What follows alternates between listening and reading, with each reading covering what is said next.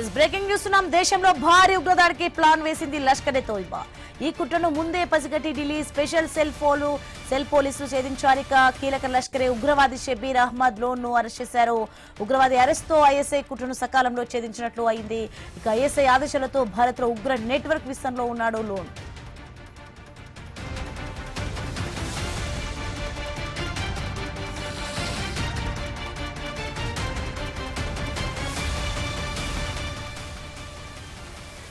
బంగ్లాదేశ్ లో ఉంటూ ఐఎస్ఐ ఆదేశాల మేరకు భారత్ లో కొత్త ఉగ్ర మాడ్యూల్ కు తయారీలో నిమగ్నమైనట్లు పోలీసులు గుర్తించారు.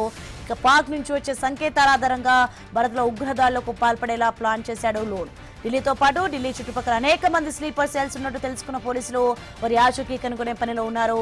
స్లీపర్ సెల్స్ తో ఉగ్రవాది షబీర్ అహ్మద్ లోన్ నిత్యం టచ్ లో ఉన్నట్లు గమనించారు.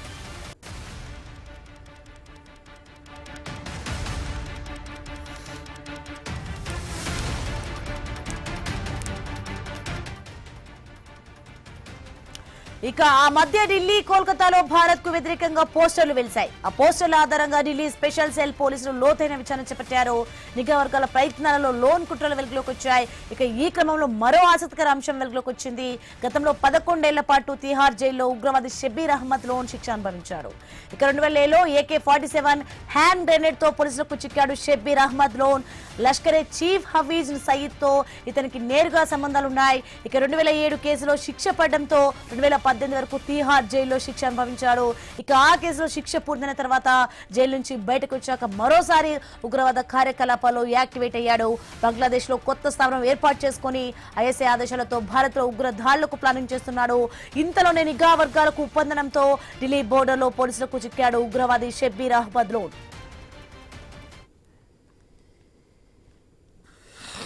कल रात एक वांटेड टेररिस्ट शब्बीर अहमद लोन को इंस्पेक्टर सुनील और इंस्पेक्टर मेलावत की टीम ने पकड़ा है, धीरज मेलावत की टीम ने।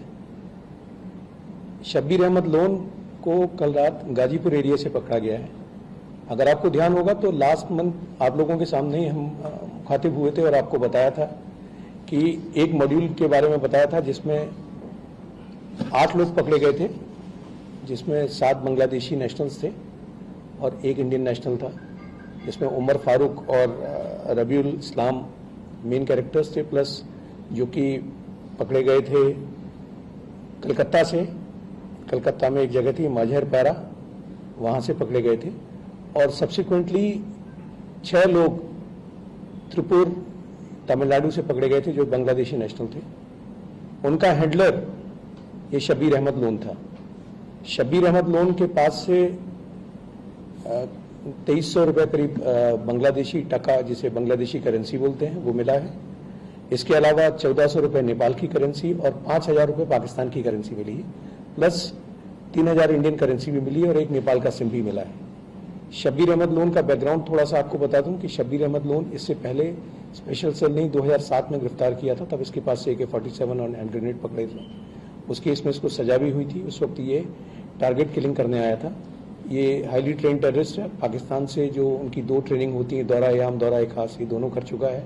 मुजफ्फराबाद से ये ट्रेनिंग कर चुका था पहले ही, और उसके बाद सब्सिक्वेंटली ये फिर अरेस्ट हुआ 2015 में। और 2015 में ये अरेस्ट हुआ परमपुर थाना कश्मीर से, श्रीनगर से, जहाँ पर इसके पास से AK-47 वेपन्स मिले थे। इसके और इसके साथ अरेस्ट हुआ था सज्जाद गुल वो आदमी है जिसने बाद में इस केस से जब वो जेल से निकला तो उसने पाकिस्तान चला गया और उसने वहाँ जाके TRF द रेजिस्टेंस फ्रंट नाम का ऑर्गेनाइजेशन बनाया, वो उसका एसोसिएट था। ये भी जब अरेस्ट हुआ उसके बाद छूटा, तो छूटने के बाद ये बांग्लादेश चला गया और बांग्लादेश जाके इसने फिर से एक नया मॉड्यूल खड़ा करना शुरू किया। और उसी मॉड्यूल के जो कड़ी में ये 8 लोग जो गिरफ्तार हुए थे वो गिरफ्तार हुए थे। बांग्लादेश जाके इस बार ये नए हैंडलर्स के टच में आया। इसके नए हैंडलर्स जिनके कोड नेम थे अबू हुजैफा और सुमामा बाबर, ये इसके नए हैंडलर्स थे जो लश्कर के हैंडलर्स थे, पाक ISI के लिए काम करते हैं। और इसकी टास्किंग थी कि इंडिया में फिर से इसे अपनी वही टेरर एक्टिविटीज़ को अंजाम देना था। उसी सिलसिले में सबसे पहले इन्होंने एक अपना बेस बनाया था जो कि कलकत्ता में बनाया था, हथियारा जगह जो है, जहाँ पर माझेर पारा हथियारा जो जगह है वहाँ पर कलकत्ता में। और वहां पर इन्होंने बेस बना के फिर एज टेस्ट रेकी करने के पर्पज से, अपनी टीम की कैपेबिलिटी जज करने के पर्पज से कलकत्ता में और दिल्ली में कई जगहों पे पोस्टर्स लगवाए थे। उसका पर्पज सिर्फ ये था कि एक अपनी टीम की कैपेबिलिटी को टेस्ट करना था कि टीम कितनी कैपेबल है।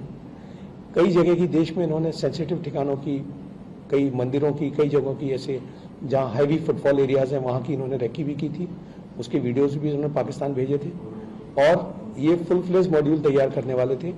फॉर्चुनेटली इन पे एक अच्छी नज़र थी, एक अच्छा काम जो है उस वक्त मेट्रो पुलिस ने किया था कि जो उनके पोस्टर्स लगे थे उन्होंने पोस्टर्स को सिर्फ पोस्टर्स ना समझ के सीरियसली लिया और उस केस में एक इनिशियली सबसे पहले उन्होंने उमर फारूक को आइडेंटिफाई किया था। उसके बाद एक स्पेशल सेल को ट्रांसफर हो गया था और स्पेशल सेल की टीम ने फिर इसमें पहले ये 8 आदमी अरेस्ट किए जिसमें 7 बांग्लादेशी थे और अब इस आदमी को अरेस्ट किया, शब्बीर अहमद लोन को। तो शब्बीर अहमद लोन, मैंने जैसे आपको कहा कि एक हार्डकोर टेररिस्ट है। इसके पहले भी जब ये 2007 में अरेस्ट हुआ था तो इसका हैंडलर जकीर रहमान लखवी होता था। 2015 में जब अरेस्ट हुआ था उसका एसोसिएट सज्जाद गुल था जिसने टीआरएफ बनाई और अब ये फिर से बांग्लादेश के रास्ते बांग्लादेश में अपना एक बेस सेटअप करके और एक लॉन्चिंग पैड टाइप का इसने कलकत्ता में बना लिया था जिसके बेसिस पे काम करने वाला था। जब इसका ये मॉड्यूल बस्ट हो गया तो अब ये फिर से आया था, चूंकि ये इंडिया है, कश्मीरी है और दिल्ली में और गुड़गांव में काफ़ी टाइम रह चुका है। अपना ट्रीटमेंट भी इसने गुड़गांव में किसी एक हॉस्पिटल में कराया था तो उसको अच्छा आइडिया है।